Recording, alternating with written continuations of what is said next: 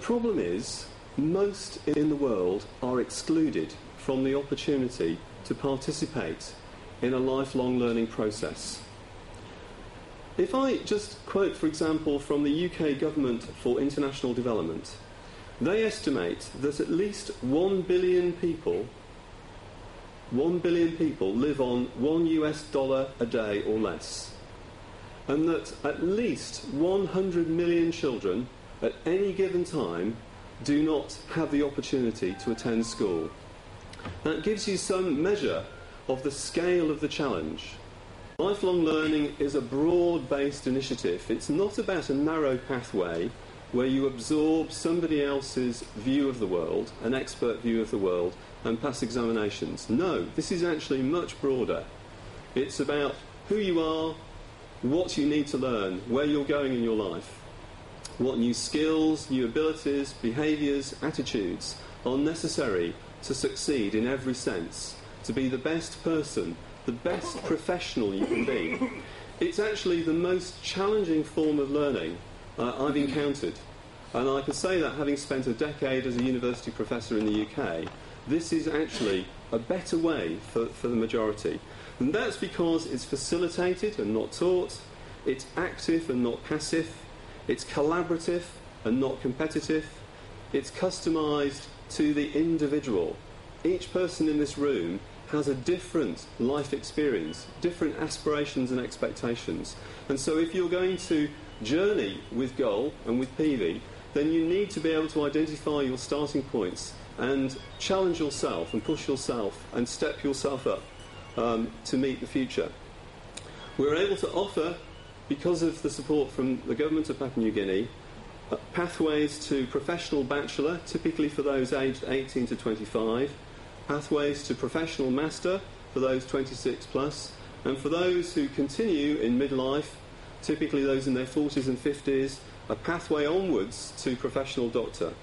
Each of these has 5 stepping points or 5 levels so that we can provide development, certification, recognition of the outcomes and celebrate with people just in time at the right point.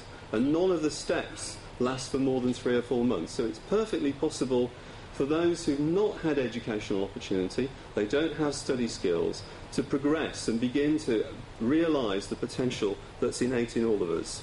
As the retired Governor-General of Jamaica said when I met him in January this year, there's a genius of God in everybody, and this is what we need, lifelong learning. There's been too much emphasis in the world on academic attainment.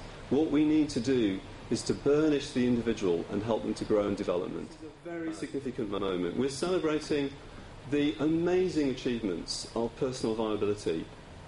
A homegrown, very successful, life-changing experience that's now successfully exported to other parts of the Pacific, to other nations, to Malaysia. And none of this, again, would have been possible without the vision of one man, Samuel Tan, who's sitting on my right, and again the patronage of Sir Paulius.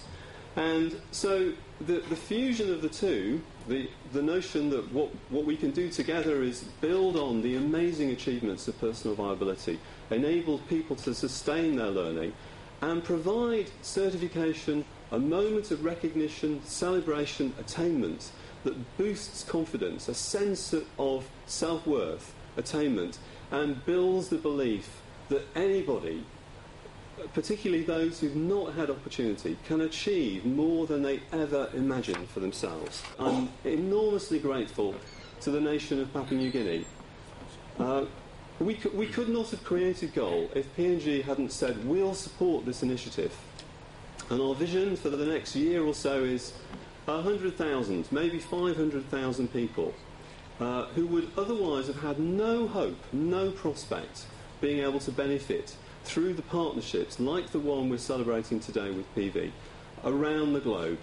And that all started here in Papua New Guinea. Thank you very much. God bless Papua New Guinea. Thank you.